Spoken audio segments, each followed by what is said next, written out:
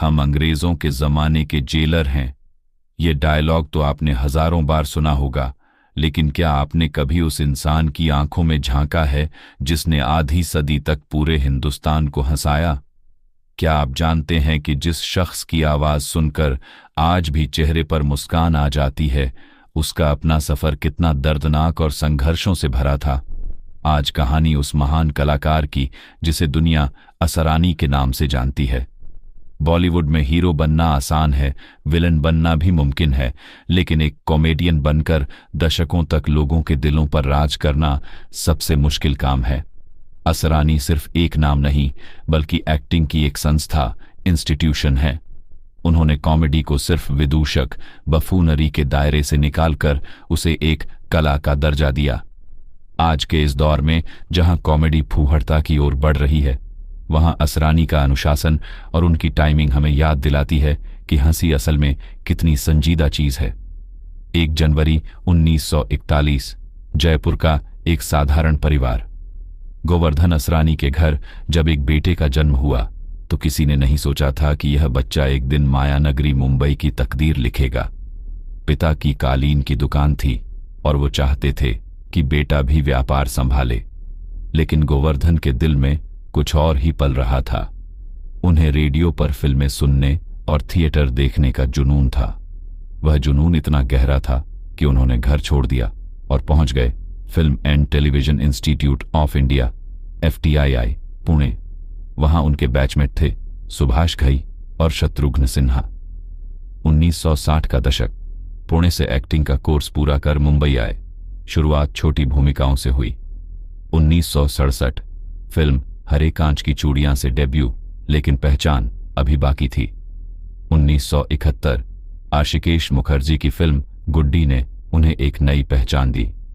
1975 ये वो साल था जिसने इतिहास रच दिया। फिल्म शोले रिलीज हुई और असरानी जेलर के किरदार में अमर हो गए। 1970 से 90 का दौर।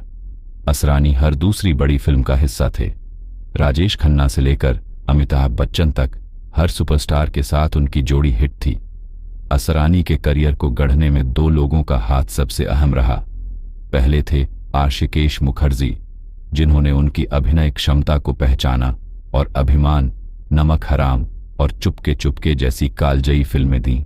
और दूसरे थे गुलजार, जिन्होंने उनके भीतर के संजीदा कलाकार को दुनिया के सामने रखा। लेकिन असरानी की असली ताकत थी उनकी वर्सटिलिटी। उन्होंने सिर्फ हंसाया नहीं, बल्कि कोशिश जैसी फिल्मों में अपनी गंभीर अदाकारी से लोगों को रुलाया भी। क्या आप जानते हैं कि शोले का वो मशहूर जेलर वाला किरदार असल में हिटलर से प्रेरित था?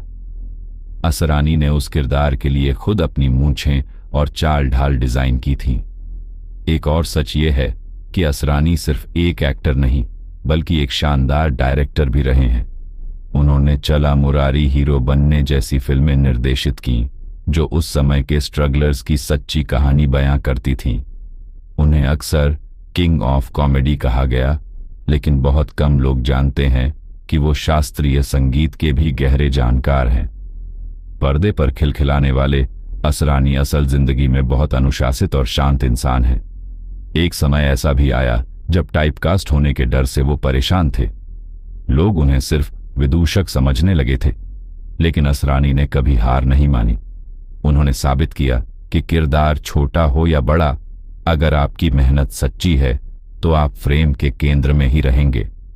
उन्होंने उस दौर में अपने परिवार को संभाला जब इंडस्ट्री में काम मिलना मुश्किल हो रहा था। असरानी के करियर का सबसे बड़ा मोड़ तब आया जब 80 के दशक के अंत में बॉलीवुड का मिजाज बदला। एक्शन फिल्में बढ़ने लगीं और कॉमेडी साइडलाइन होने लगी। लेकिन असरानी ने खुद को बदला नहीं, बल्कि खुद को अपग्रेड किया। उन्होंने प्रियदर्शन जैसे नए निर्देशकों के साथ काम करना शुरू किया। हेरा फेरी, भूल भुलैया और माला माल वीकली जैसी फिल्मों में उन्होंने दिखा दिया कि शेर बूढ़ा जरूर हुआ है, लेकिन शिकार करना नहीं भूला। आज 80 की उम्र पार करने के बाद भी असरानी थके नहीं हैं। वो आज भी उतने ही सक्रिय हैं, उतने ही ऊर्जावान हैं। वो नई पीढ़ी के कलाकारों के लिए एक मार्गदर्शक हैं। आज जब हम OTT और डिजिटल सिनेमा की बात करते हैं, तो वहां भी असरानी की मौजूदगी हमें यह एहसास कराती है कि टैलेंट कभी पुराना नहीं होता। असरानी की कहानी सिर्फ एक एक्टर की कहानी नहीं है, ये कहानी है उस जिद की जो एक छोटे शहर के लड़के को सुपरस्टार्स की भीड़ में अपनी अलग जगह बनाने पर मजबूर कर देती है। उन्होंने हमें सिखाया कि हंसी सबसे बड़ी इबादत है। अगली बार जब आप पर्दे पर उस जेलर को देखें तो याद रखिएगा कि उस हंसी के पीछे 6 दशकों का पसीना और बेइंतहा तपस्या छुपी है। कलाकार मरते हैं, लेकिन किरदार सदियों तक जिंदा रहते हैं। और असरानी, वो तो अब इस मुल्क की यादों का हिस्सा बन चुके हैं।